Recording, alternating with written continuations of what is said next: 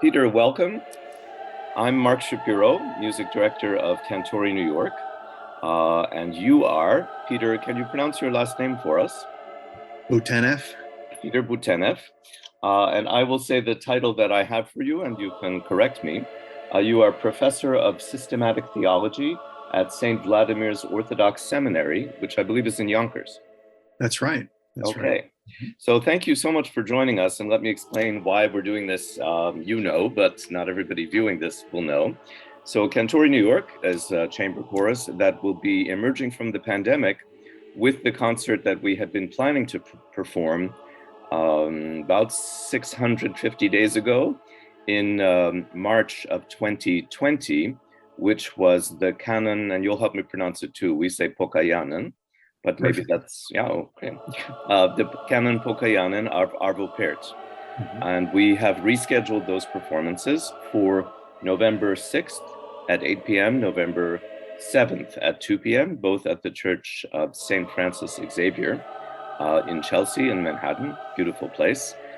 We've been working on this piece. We resumed working on it in September after working on it extensively from January of 2020. The years start to run together. So it's actually felt especially meaningful to come back to it after this long hiatus of this nature.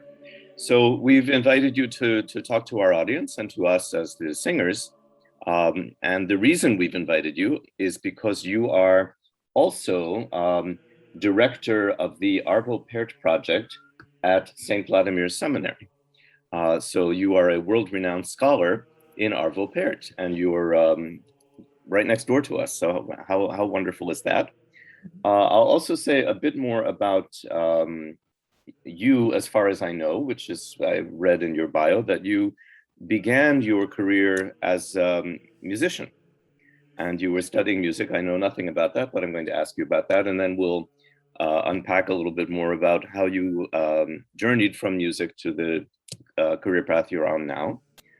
And I want to mention also that you are the author of Arvo Pärt Out of Silence, which is a highly regarded book about Arvo Pärt. So with that prefatory material, first, could you tell us, so I read in your bio that you started life as a music major. And can you tell us a bit about where, what you studied, what you were hoping to accomplish at that time? Yes, thank you. Thanks for having me in the first place. I really appreciate it. And Pleasure. Anytime Pärt is performed, it's always very moving. I know he's one of the most performed living composers in the world, but still, I think especially in America and maybe especially in New York, he isn't performed as often as one might expect. And Let me dive in and ask you why you think that's true.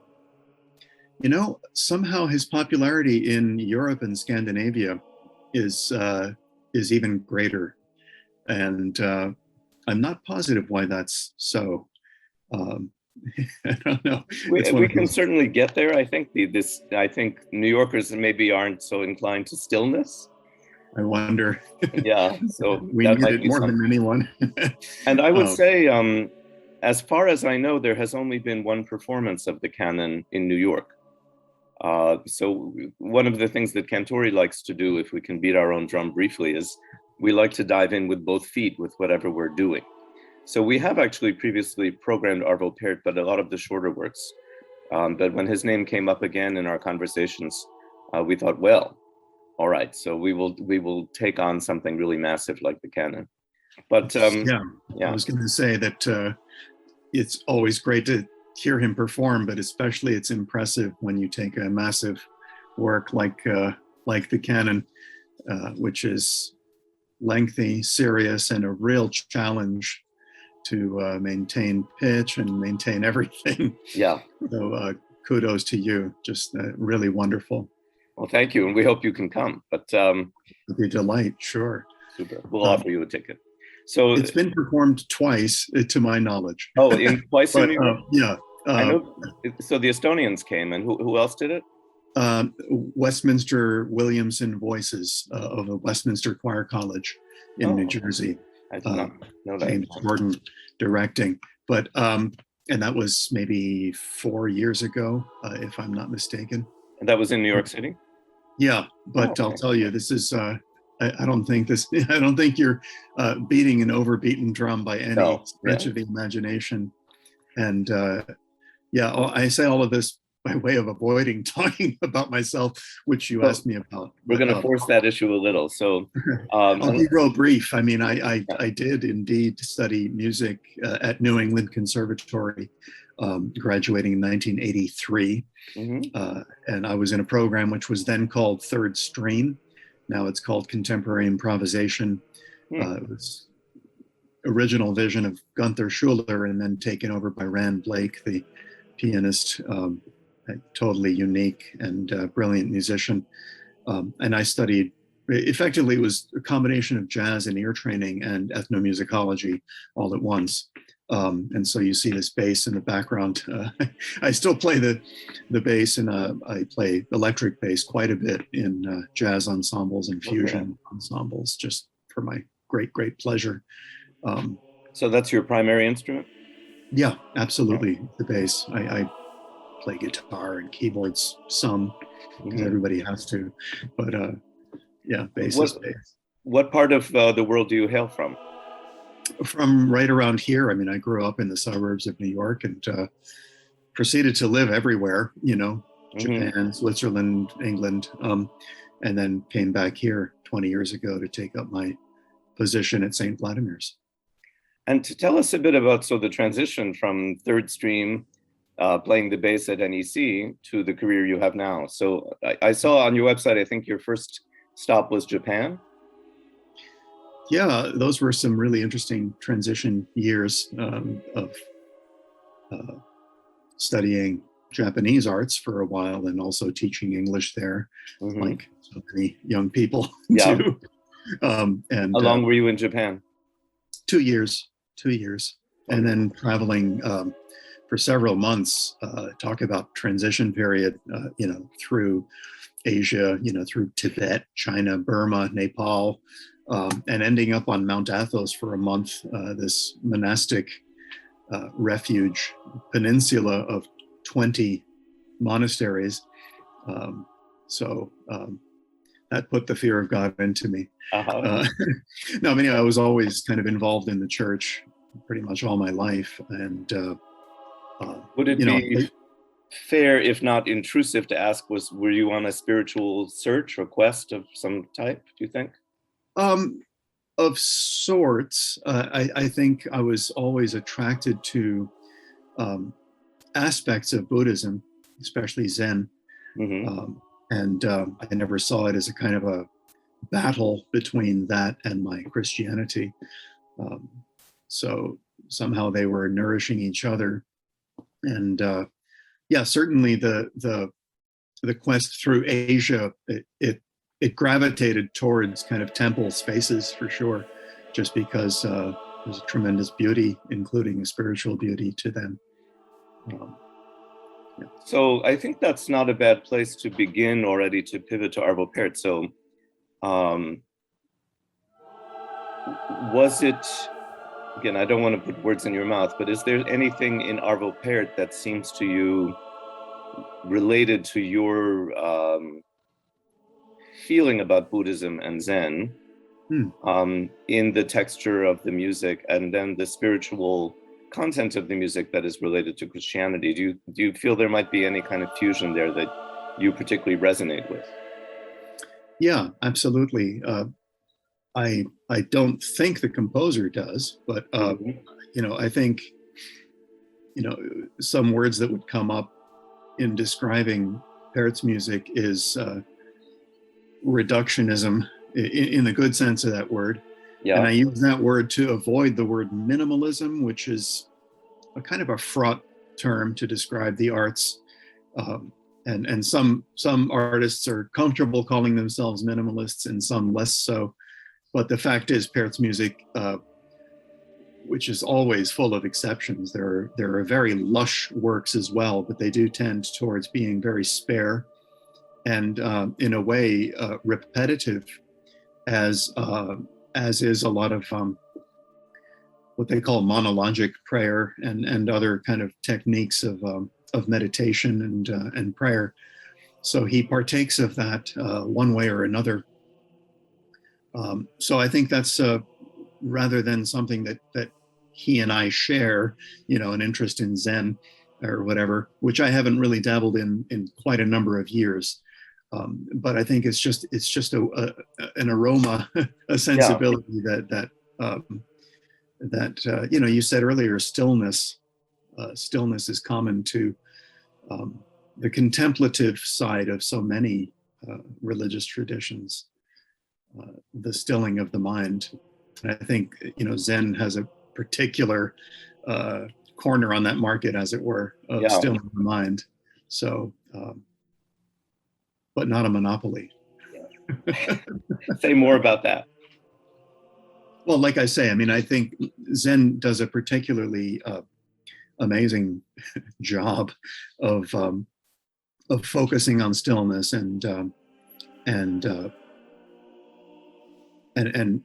finding a presence in absence, finding a presence in nothingness, and but I think that is a common kind of a, not necessarily goal, but a common place, a common space for many religious traditions, and very much including Christianity in its more ascetical and perhaps especially in its more Eastern manifestations. So I'm just going to, I guess, go where the conversation is taking me in my mind and thinking about our own approach to Arvo Pärt, because I think there's an interesting tension between a certain stillness, contemplativeness, which favors spiritual exploration and experience, and a sort of immobility and stasis, which are just dull. So one of the performance challenges, I think, for Arvo Pärt is threading that needle, where when one is trying to approach the piece for concert, we want it to be a kind of spiritual experience, but there is also a movement in the music that we are looking for. And for me as conductor, one of the charms of the music is the asymmetry of its rhythms that derive from the language and from words that he wants to lean on and syllables that he wants to heighten. And to experience them, the music needs to be, for me, there's a threshold of speed that is an interesting challenge, space to navigate. I wonder what your own thoughts are about this tension between stillness as something desirable, contemplativeness, and undesirable stasis. Yeah, it's such a beautiful question, such a beautiful area of conversation. I think that common, again, to many of the religious traditions is this kind of paradox that you've really just described between stillness and movement. And in the Japanese world, in any of its martial arts and in any of its visual arts and the art of tea, etc., this is a common theme. In the martial arts, I remember, you would take I studied Aikido for a while. You would take a sword, a wooden sword, and you'd move it all the way to one side and all the way to the other side, and you would try to basically very gradually narrow that movement until you come to the center, and you'd be encouraged to see that center point as still a constant oscillation between the left and the right, so it's a stillness and a movement at the same time, because stillness is not death. Stillness is not, as you call it, dull. And so you're forced into these wonderful paradoxes, like a moving stillness or a still movement. You come to paradoxes in some of the Greek church early writers, such as a dazzling darkness, one speaks of the darkness of the unknowing of God. It's not a dead, dull, absence, but rather it's a presence, which brings us to silence, which inevitably one talks about with Pärt's music. And it's a silence that's not a dead silence, it's a present absence, again, with those paradoxes, which you started this very aptly in talking about the kind of still movement. But so much life resides in that stillness. And I think that the music does embody that really well, although it's definitely a performance challenge. Yes. So you said a lot there that I want to get into, because I think it really takes us to the crux of some things that are really significant about this repertoire and this piece in particular, I think.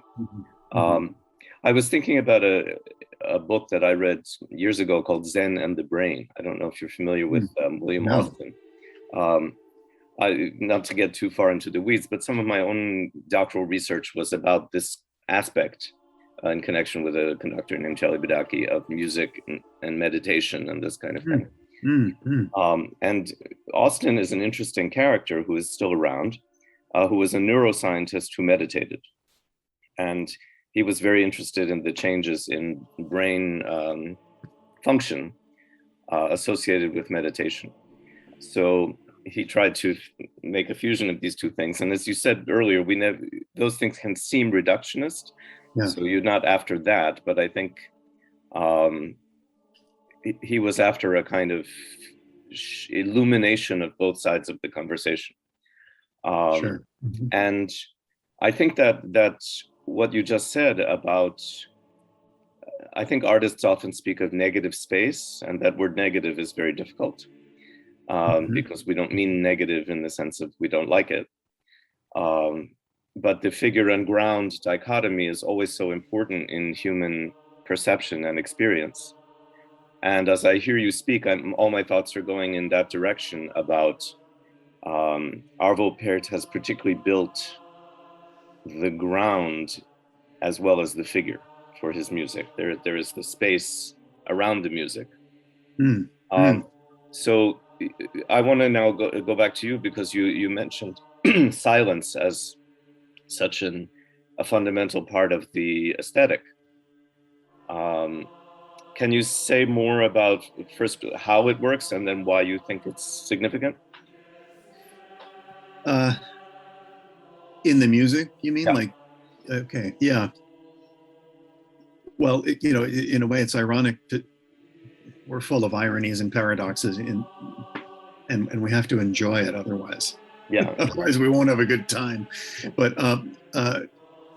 it is ironic to talk about music in silence, because music is sound, but music also comes out of silence, right? I mean, it's a punctuation of silence. And then silence can punctuate music as well. Yes. And so I guess maybe just briefly, and then we'll see if you want to take off with this at all, but the silence operates in Pärt's music in at least two ways. And one is kind of obvious, and that is when there is actual silence in the music. There's some compositions, like, if you were to listen to the beginning of Miserere, for example, there are these long rests. There's long silences. There are silences sometimes before whispered notes, and then there are sometimes silences before thundering notes. There's at the end of the Passio, it's another ambitious 70-minute piece. The end of Passio, spoiler alert, is an amen, like you've rarely heard in your life. It spans the entire sonic tonal range, and it's loud and triumphant, but it's preceded by a deafening silence. Yeah. So that's one of the kinds of silence in Pärt's work, and it's silence. It's an absence of note, and it's sometimes it's a silence where all you hear is the echo of the last played note. It's still resonating somewhere. So it's it's kind of a still movement there. But the other way that silence infiltrates his work is more subtle and very hard to kind of describe or pin down, and it's more like silence as a characteristic rather than an absence of sound. It's I'm at a loss for words to describe it, except that it is one of the common descriptives of many of his works, including works that don't have any silence in them. A work like Frau Tress or whatever, which is all sounded, the whole time, especially in some of its orchestrations. And yet, maybe because of a conflation between stillness and silence, you just feel this silence there. He sometimes speaks of his own music as drawn gently out of silence. That's what gave title to my book, Out of Silence. So yeah, I think those two places are where I'd describe it, silence in his music. It's so interesting. I want to sort of address what you said in reverse order. So the latter quality, I was thinking as you were speaking, it reminds me of painters who sort of let you see the canvas as part of the art. Yeah. Whereas there are other painters who cover the whole canvas. And I wonder if you think that's an analogy that makes any sense. Sure, absolutely. And especially if even the painters who cover the whole canvas, which is most painters, even in some of their work, you can say, wow, that's really breathing. That is really, it's uncrowded. Right. There's nothing unnecessary there. And it puts me into a stiller place, even if that effect isn't achieved by allowing you to see the white gesso or whatever has covered the canvas. There's other means of evoking that spaciousness visually or orally. Yeah. I was also thinking, as you were speaking, now reverting to the first half of what you said, which is especially thinking about the end of the Passio, and this explosive amen that you referred to. And I often think about the nexus between what performers have to summon in themselves to execute certain things and how the audience experiences it, and to what extent that's part of the composer's calculus. So that's a very intricate little love triangle there. But I wondered so my thought about something like that moment is it takes enormous guts to perform it. Yeah. You really have to commit.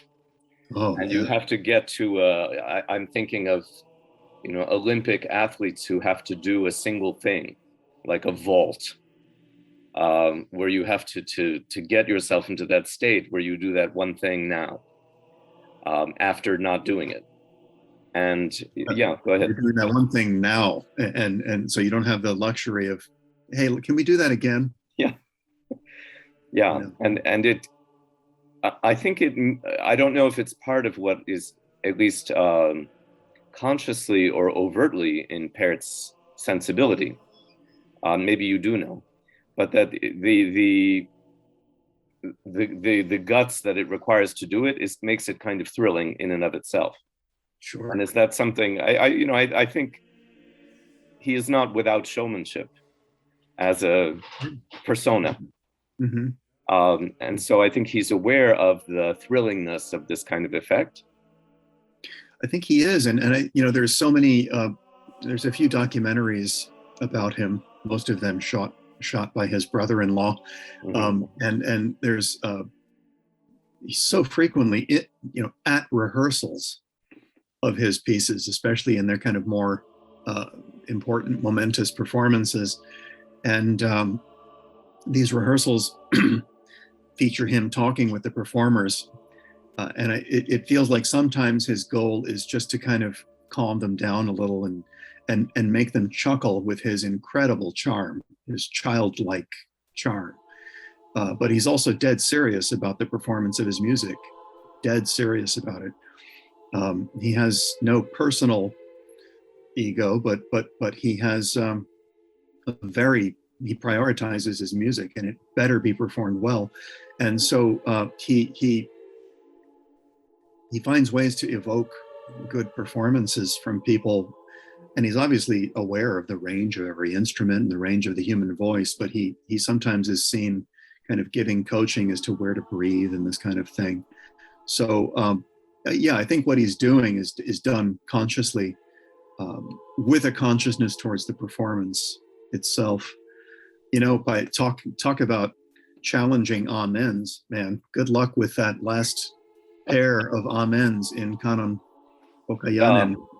I've heard them flubbed totally, after 100 minutes of excruciatingly beautiful performance. That amen, I don't want to jinx you, but no, certainly not. Yeah. That's really tricky for the sopranos to reach it. What is that, a high A? A and B flat. Yeah. So yeah, that's on my radar as a challenging thing to do. You go. Yeah, thank you. I mean, part of my philosophy about live performance in general, and it would be interesting to know what Arvo Pärt thinks about that, if you know, is that we aren't striving for perfection. And especially nowadays, there is so much recording technology out there where you can have all the plastic surgery that you want at the touch of a button. So live performance cannot possibly compete with that. So the energies of live performance have to be about something else, and why we care has to be about something else. Why we're there in the moment. It's not to produce a good recording. Sometimes that's functionally helpful, but you're trying to cast a spell. And I think that perspective, at least for me, makes moments like that a little easier, at least to contemplate. Right. So that you're not thinking only about in that Olympic spirit of, I have to score a 9.7 on my dive. Yes. But I'm trying to, I want it to be beautiful, but I also understand I'm not trying to win anything or make a permanent statement. So that takes the curse off it a little bit. Indeed. And there are so many variables when you're speaking about performance. I don't know at this point in my life whether I feel I want permission, although you want the composer to be happy. So there are things we are doing that I think are somewhat different from maybe what others would do. And I think probably we're singing it a bit faster. I've given that a lot of thought. I think, we are New Yorkers. We have, most of us, or we're New Yorkers for now. And we have a certain relationship to our day-to-day.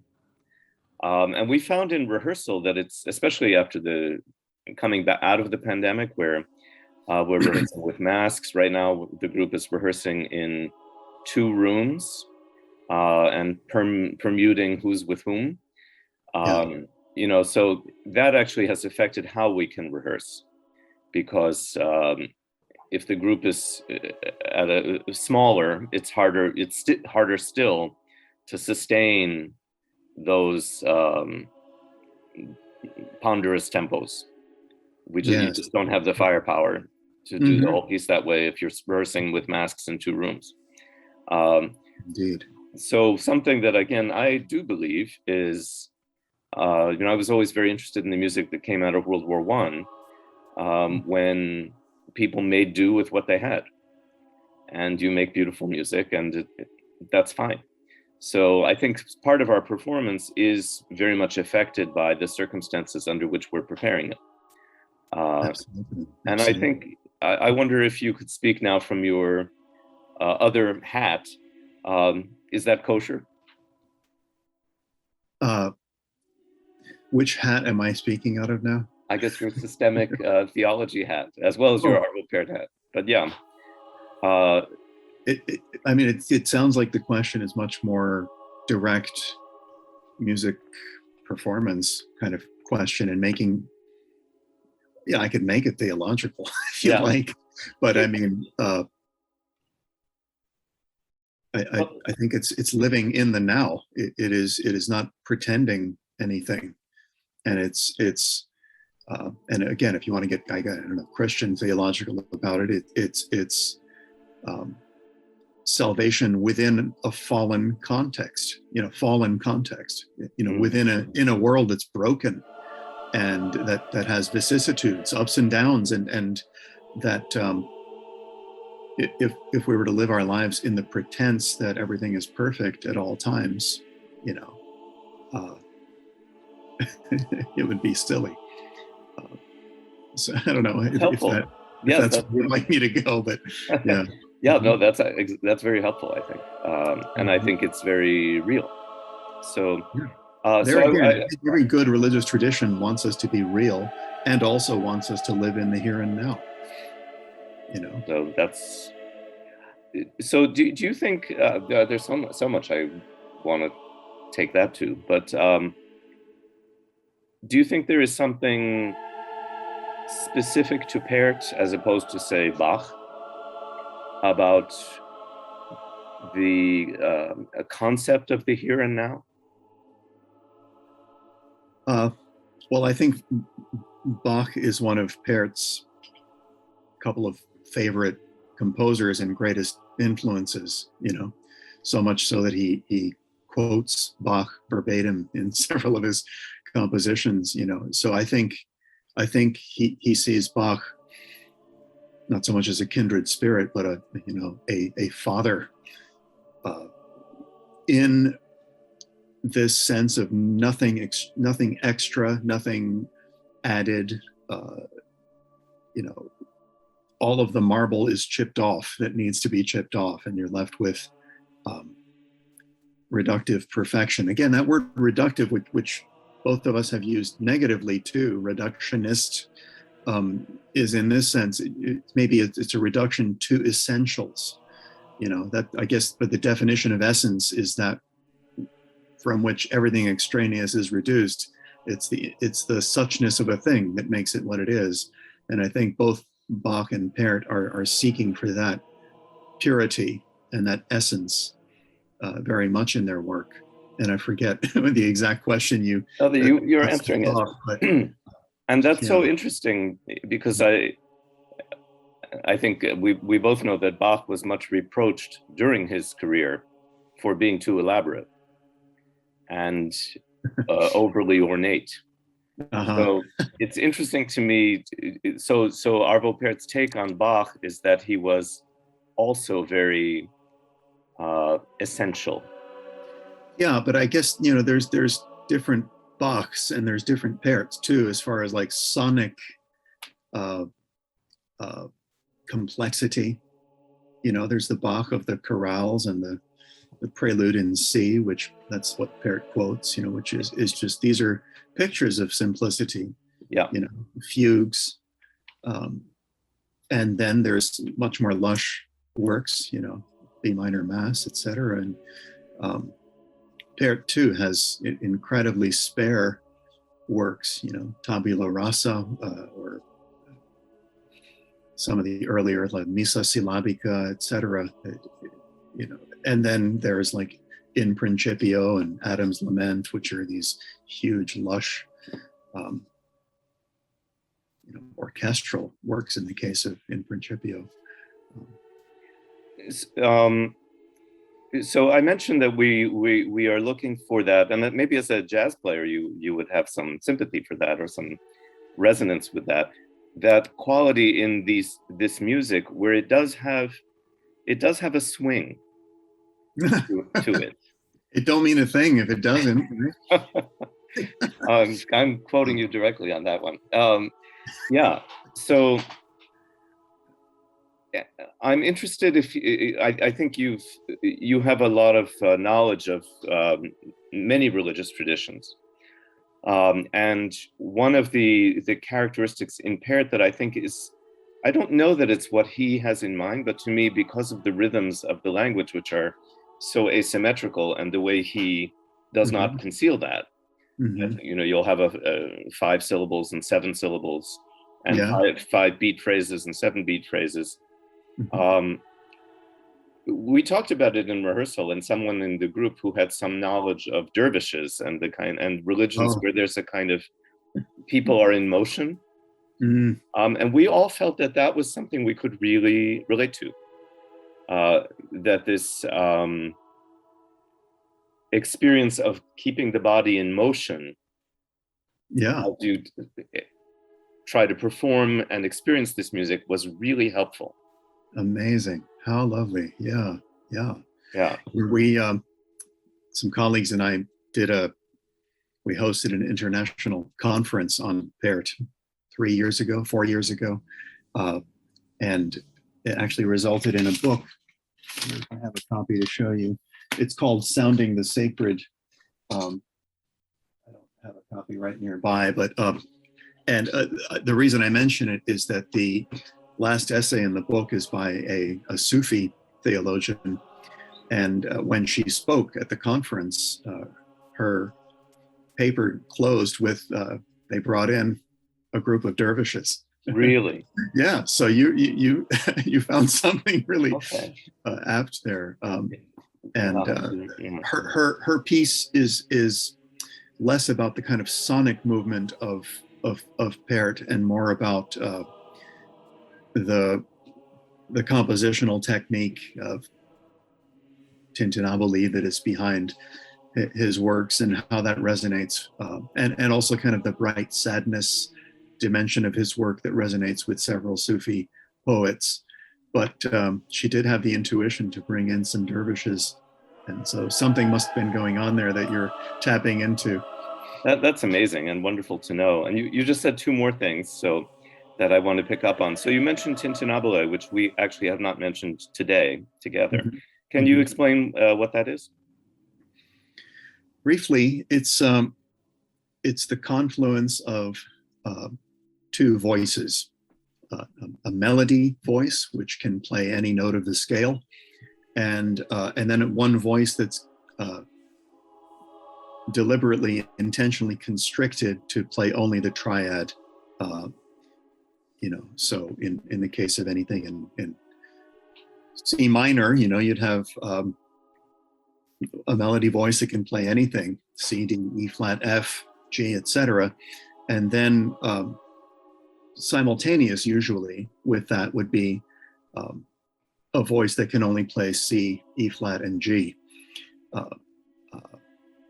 So you could say all music is composed of melody and triad. All tonal music, especially in the West, is melodies and triads. But the way in which they're juxtaposed causes a series of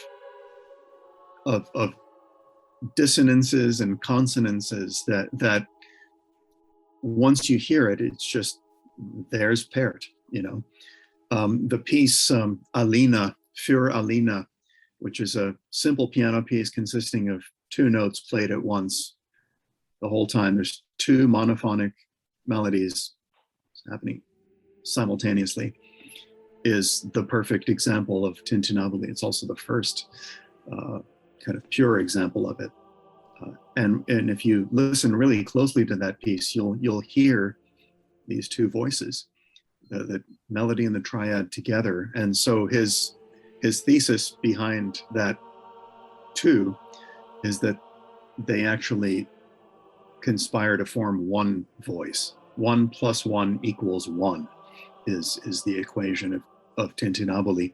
So as you can hear, describing it can be rather dry and technical, but it takes life in the music. And I think that's just one other thing to mention about tintinnabuli and about Pärt, is as spontaneous as the music sounds, it's the result of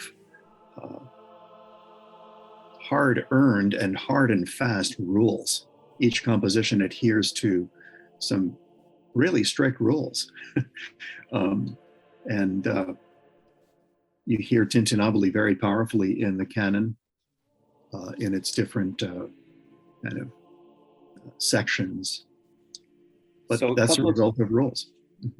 So I want to, there's so much to talk about, but there always is. Yeah. In the So the way I understand the tintinnabulai effect is also that one voice is entering after the other. Not necessarily. No, they can be absolutely simultaneous. Okay, so I'll have to. Yeah. Yeah. Or they can follow each other. Yeah. Mm-hmm. And that one voice is in a shorter rhythmic value. There too, not necessarily. What you said a couple times earlier, which is absolutely key, is that the words dictate, as it were. They dictate the music and the rhythm. You know, you mentioned words of 5 syllables. Well, that's going to be not necessarily a 5/4 measure, because accented syllables take longer. You know, unaccented syllables are shorter. You know, again, rules, but in this case, they are dictated by the words, which are absolutely paramount in his composition process. Absolutely paramount. And that's, of course, a challenge for us. Yeah. Yes, in Slavonic, in Church Slavonic, it's extremely difficult. Even our Russians are saying, I wonder what that means, you know, so yeah. Yeah, absolutely. Russians don't really understand fully Slavonic. They think they do, but they don't. I know, for I am one. I see, okay. Did you grow up speaking Russian? Yes, I did. Oh, no kidding, okay. Mm-hmm. It's a little advantage. Yeah, especially when speaking with the composer, because that's our language of interaction with him is Russian, which is his second language. So I had, I guess, 3 more things that are at least on my mind. So you mentioned this phrase "bright sadness," which I thought, oh, that's really wonderful. I'm often, again, these things are intuitive, I guess, but you know, I was raised in Judaism, and I had a grandmother who was Orthodox, and I'm often quoting her in rehearsal as saying, "I'm so happy." It's great. It's wonderful.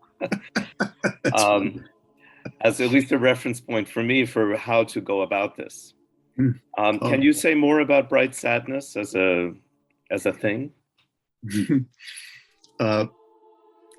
I think bright sadness is as a pair of words. It's taken from a couple sources, and Pushkin uses it. It's cool though. In Greek, it's one word. That's amazing. Haramolipi, joyful sadness, and well, I think, you know, in English you have one word, which is bittersweet, that evokes that simultaneity, and whenever talking about it, I like also to quote Pixar, which makes some of the most profound art today, I think. And they have a movie called Inside Out. I don't know if you've seen that. Yeah.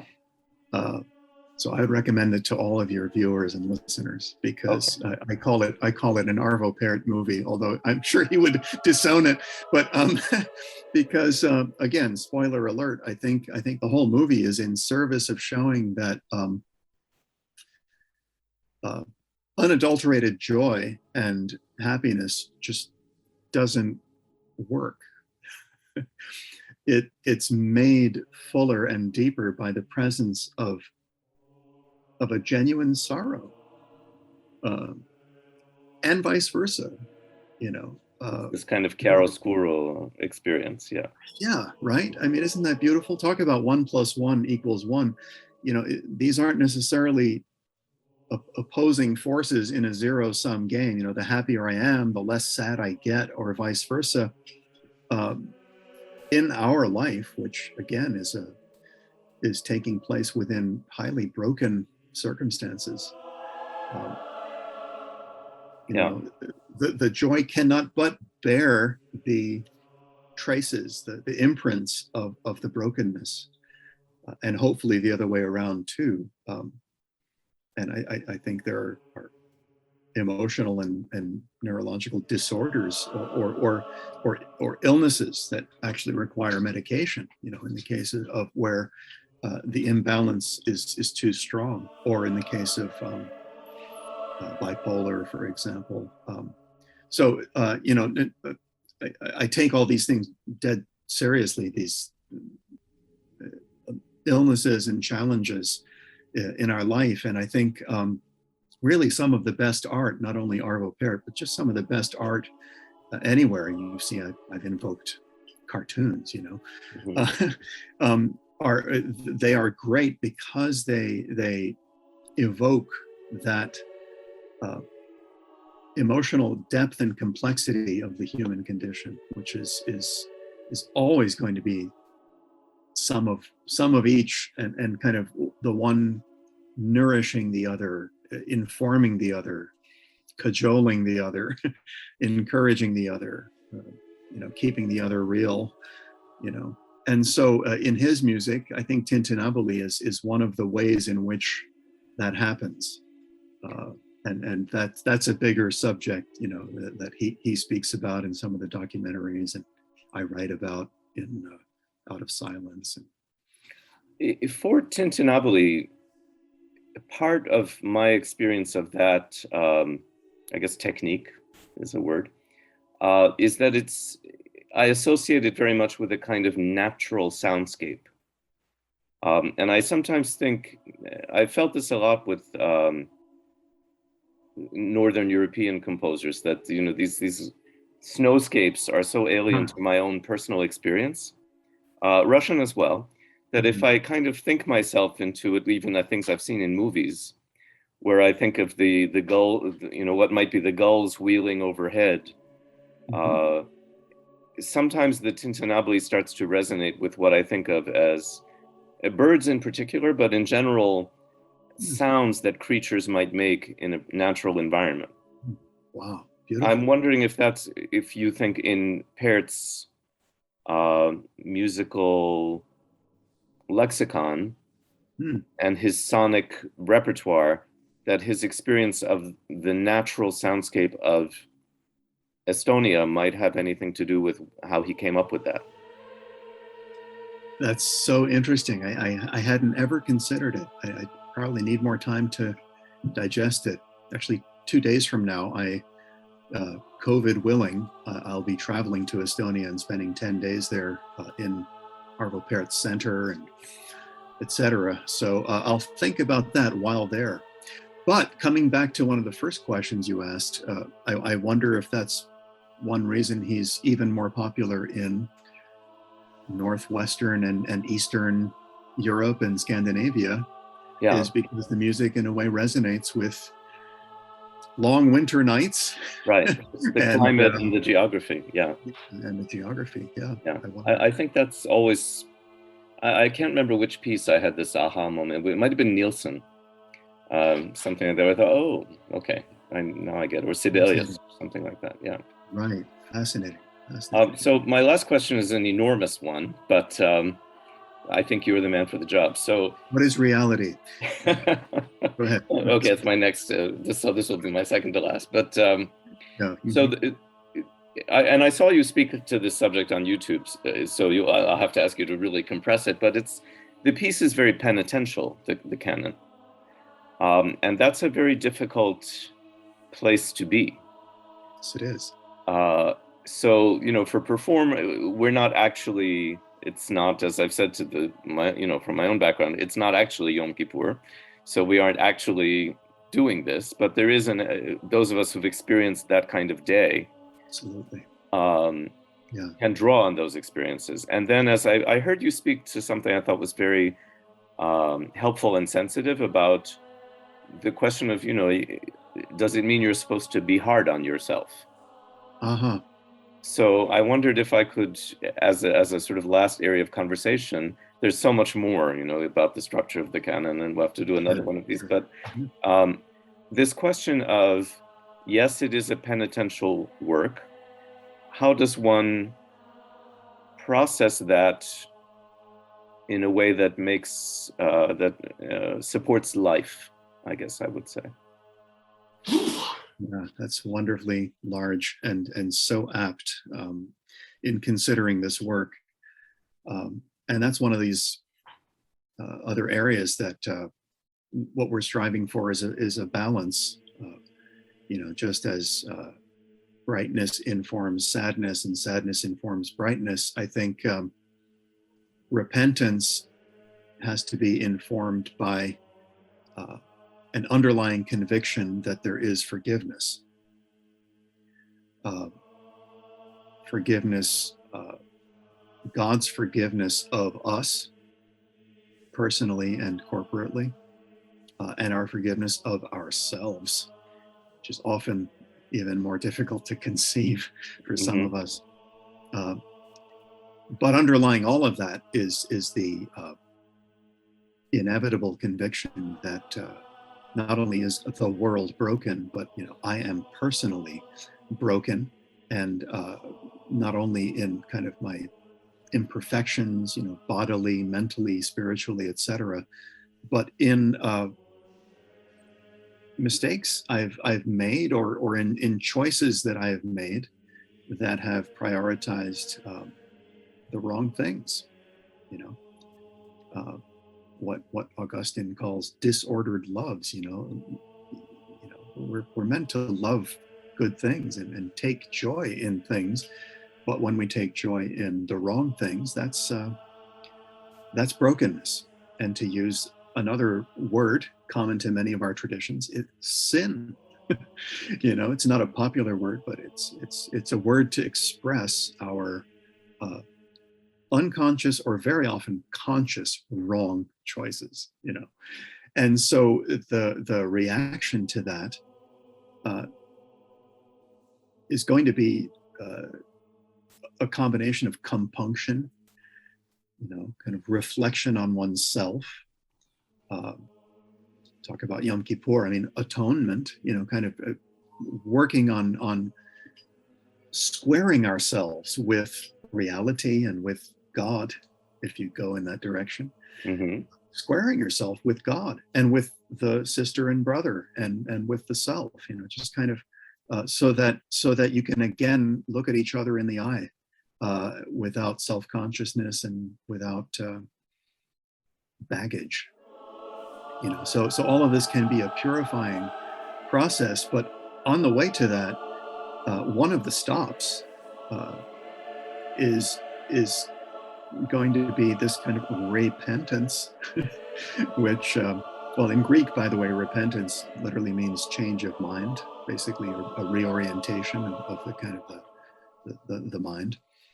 But regret as well. I mean, this canon, man, when you read the English translation, it's devastating. So that's for me a performance challenge, because I think you can't really sing on emotional impulses of regret and guilt and shame. So I think one of the challenges is to find, I think what you spoke earlier about the brightness, the bright sad, and a kind of hope all the way through it. That as you engage in this ritual, I think that's also part of the value of ritualizing it, is it doesn't put you in a place where you can't sing. Beautiful. Oh, that's beautiful. I was thinking too, Mark, about our common tradition in the Psalms.